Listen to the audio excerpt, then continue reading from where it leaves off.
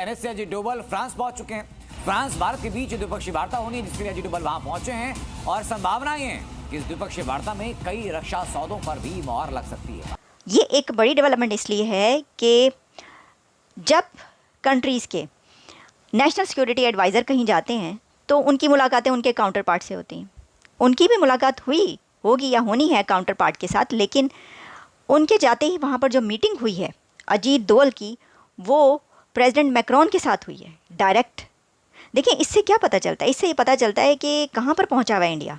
French president Emmanuel Macron ने India के NSA Doval को खुद रिसीव किया और खुद 1-on-1 डायलॉग किया है कि उसका अगर कोई मिनिस्टर, कोई सिक्योरिटी एडवाइज़र, मोदी साहब का कोई एडवाइज़र भी यूरोप के किसी कंट्री में, वेस्ट में, सुपर पावर्स के पास कोई चला जाए तो उससे भी वहाँ का बड़े से बड़ा लीडर मिलता है, वहाँ का प्रेसिडेंट या प्राइम मिनिस्टर मिलता है इंडिया के नेशनल सिक्योरिटी एडवाइज़र के साथ।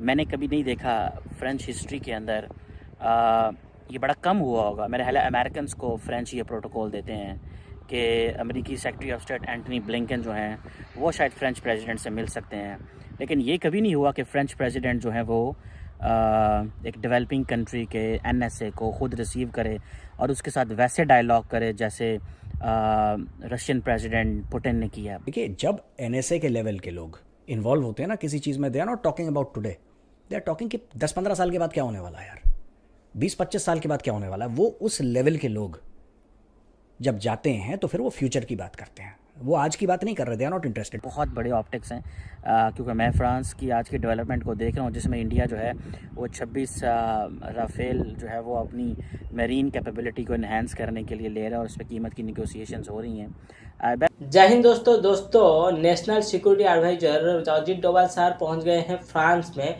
और वहां पर फ्रांस के राष्ट्रपति मैक्रोन ने उनको खुद रिसीव किया है और उनके साथ मुलाकात करने के साथ साथ भारत और फ्रांस के डिफेंस इक्विपमेंट डील साइन होने के साथ साथ जो राफेल आने वाला था 26 राफेल, उसका कन्फर्म प्राइस कन्फर्म हो गया है और डील भी कन्फर्म हो गया है। और इसके साथ साथ भारत और फ्रांस मिलकर साइंस एंड टेक्नोलॉजी और स्पेस एंड डिफेंस इक्विपमेंट में और भी ज़्यादा बेहतरीन काम कैसे कर पाएंगे और आगे 20 साल के लिए भारत और फ्रांस एक साथ मिलकर अपने संबंध को मजबूत करने के साथ साथ डिफेंस रक्षा क्षेत्रों को और भी कितना सिक्योर एंड इक्विपमेंट को कितना बढ़ावा दे सकते हैं, नया नया इक्विपमेंट इन्वेंशन कैसे कर सकते हैं, उसके लिए ये मीटिंग हुआ है। वहाँ का प्रेसिडेंट या प्राइम मिनिस्टर मिलता है इंडिया के नेशनल सिक्योरिटी एडवाइज़र के साथ। दूसरी तरफ हालात क्या हैं कि प्राइम मिनिस्टर भी चला जाए तो अगले जो हैं वो उनके पास टाइम ही नहीं होता, या कोई छोटे मिनिस्टर्स या वो मिल लेते हैं। लेकिन देखें, ये एक बड़ी बात इसलिए है कि ये बताता है, ये चीज़ जो है ना, ये बताती है कि भारत को सब बहुत सीरियसली लेते हैं, बहुत सीरियसली लिया जाता है। और मोदी साहब तो खैर जहाँ जाते हैं उनकी जिस तरह आओ भगत होती है, अमेरिका में देख लेना, प्रेसिडेंट जो बाइडेन कहते हैं कि you are very popular, I want your autograph. जो ऑस्ट्रेलियन प्राइम मिनिस्टर हैं वो कहते हैं कि यू आर दी बॉस। अभी वहाँ पर जब वो गए हुए थे, जो मीटिंग्स हुई हैं क्वाड की, उसमें आपने देखा हर जगह पर जो दरमियान में खड़े हुए नज़र आए हैं वो प्रेसिडेंट जो बाइडेन और नरेंद्र मोदी दोनों, मतलब दरमियान में, बाकी सब जो हैं वो साइड पर। तो इससे भी हमें अंदाज़ा होता है। तो देखिए, जो एक इससे पहले खबर आई थी ना कि इंडिया एक, बल्कि जो थिंक टैंक की एक रिपोर्ट आई थी जिसमें बताया गया था कि इंडिया अब 3rd बड़ी पावर बन चुका है, तीसरी बड़ी कुव्वत जो है बन चुका है, पावरफुल कंट्री। तो अब तो इसके बाद ये लग रहा है कि इंडिया दूसरी बड़ी पावर बन चुका है, दूसरा ताकतवर कंट्री बन चुका है। क्योंकि देखें, अगर फ्रांस का प्रेसिडेंट किसी से मिलता है ना, किसी नेशनल सिक्योरिटी एडवाइज़र से, तो वो अमेरिका का नेशनल सिक्योरिटी एडवाइज़र होता है। यानी ये जो यूरोपियन कंट्रीज़ कहीं पर भी अगर कंट्रीज़ के प्राइम मिनिस्टर्स या प्रेसिडेंट्स किसी नेशनल सिक्योरिटी एडवाइज़र, किसी मुल्क के नेशनल सिक्योरिटी एडवाइज़र से मिलते हैं तो वो अमेरिका का नेशनल सिक्योरिटी एडवाइज़र होता है। उसके अलावा वो उनके काउंटर पार्ट्स की मुलाकातें होती हैं। तो यहाँ पर अमेरिका के बाद इंडिया के नेशनल सिक्योरिटी एडवाइज़र को वो हाथों हाथ ले रहे हैं, वो उनको वेलकम कर रहे हैं, उठ के उनसे मिल रहे हैं, खुद जाके जो है वो उनको वेलकम कर रहे हैं। तो इससे क्या पता चलता है कि या तो अमेरिका के जो सिक्योरिटी एडवाइज़र है उससे बातचीत होती है प्रेसिडेंट और प्राइम मिनिस्टर की, या फिर जब इंडिया के जो जाते हैं उनसे बातचीत होती है। इमैनुअल बॉन से इनकी ये बात हुई कि दोनों देशों के बीच में कैसे हम और घनिष्ठता ला सकते हैं। ये आर्म्ड फोर्सेस मिनिस्टर सेबेस्टियन लेकॉर्नू से भी मिले हैं डोवाल साहब, जो उनके आर्म्ड फोर्सेस के मिनिस्टर हैं, जो उनके डिफेंस मिनिस्टर हैं, उनसे मिले। और deepening defence bilateral cooperation, advancing space collaboration, इसके ऊपर बात हुई। And also the ever changing geopolitical situation. तो इन सब चीज़ों के बारे में बात हुई कि डिफेंस के मामले में हम क्या कर सकते हैं, स्पेस के मामले में हम क्या कर सकते हैं, इसके बारे में भी आगे बातचीत हुई।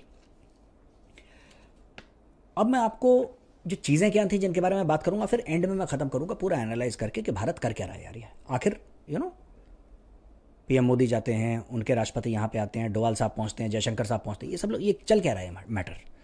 फ्रांस के साथ ये यारी दोस्ती इतनी है क्या, मैं बताता हूँ दोस्तों। इसमें यह है, एक तो राफेल मरीन कॉम्बैट जेट्स जो इंडियन नेवी के लिए 26 जेट थे, उनकी डील फाइनल हुई है, जिसके बारे में हम पहले भी आपको बताते थे। वो डील फाइनल हो गई है और उसका फाइनल और बेस्ट प्राइस आ गया है। तो लोग कहते हैं कि पूरी डील इस फाइनेंशियल ईयर यानी कि 31 मार्च तक उस पर साइन वाइन हो जाएगा, कहानी खत्म हो जाएगी, डील का फाइनल प्राइस मिल जाएगा। बेस्ट डील क्या हो सकती है, उसमें एडिशनल भी चीज़ें डाली हैं। और एडिशनल चीज़ें इसमें क्या डाली हैं, 40 drop tanks, small number of work station for the planes, ये सारी की सारी चीज़ें डाली हैं। Long range air to air meteor missiles and anti ship weaponry, ये भी इसमें डाली है। ये 26 जेट्स हैं जो कि इंडिया के एयरक्राफ्ट कैरियर INS विक्रांत के ऊपर स्टेशन होंगे, ये हमें पता है। और भारत अपनी इंटरनेशनल डिप्लोमेसी और डिफेंस के मामले में, साइंस एंड टेक्नोलॉजी के मामले में और इकोनॉमी के मामले में भारत अब इतनी आगे जा चुका है कि दुनिया अब मान रहा है कि सुपर पावर अमेरिका के बाद अगर कोई कंट्री है वो है सेकंड नंबर पर भारत। और उसके लिए भारत के चाहे विदेश मंत्री कहीं किसी भी कंट्री में विजिट में जाए या नेशनल सिक्योरिटी एडवाइजर जाए, तो उनको मिलने के लिए वो देश का, मतलब जैसे फ्रांस के राष्ट्रपति मैक्रोन ने खुद रिसीव किए हैं अजीत डोभाल साहब को और उनके साथ मीटिंग्स किए हैं, वैसे अमेरिका भी भारत के साथ करता है। तो ये भारत का अब पावर इतना है, दबदबा इतना है कि भारत के नेशनल सिक्योरिटी एडवाइजर को भी मिलने के लिए कंट्री के राष्ट्रपति हो, प्राइम मिनिस्टर हो, वो खुद आते हैं। और दूसरी तरफ अगर देखा जाए, पाकिस्तान के प्राइम मिनिस्टर खुद जाते हैं किसी भी कंट्री के राष्ट्रपति से या प्राइम मिनिस्टर से मिलने के लिए। तो उनसे मिलने के लिए मतलब पाकिस्तान के प्राइम मिनिस्टर को वो अपना बराबरी का नहीं समझते हैं, 1 मिनट भी टाइम नहीं देते हैं उनके साथ मीटिंग करने के लिए या मुलाकात करने के लिए। पाकिस्तान में रेडिकल माइंडसेट को बढ़ावा देने के लिए पाकिस्तान में जाकिर नाइक जैसे टेररिस्ट को बुलाया जाता है और वहाँ पर उसको स्वागत किया जाता है, ताकि ज़्यादा से ज़्यादा उसकी स्पीच के जरिए पाकिस्तानी रेडिकल माइंडसेट होने के साथ साथ मजहबी जुनूनियत भरे और वो भी टेररिस्ट बने। एक तरफ एक देश है जो कि अपनी रक्षा क्षेत्रों को, अपने डिफेंस क्षेत्रों को मजबूती देने के लिए दूसरे देश से जंगी हथियार और फाइटर जेट, सबमरीन खरीद रहा है। और दूसरी तरफ देखा जाए तो एक कंट्री जो कि आतंकवादी को बढ़ावा देने के लिए आतंकियों को बुलाकर अपने यहाँ स्पीच करवा रहा है, मीटिंग करवा रहा है।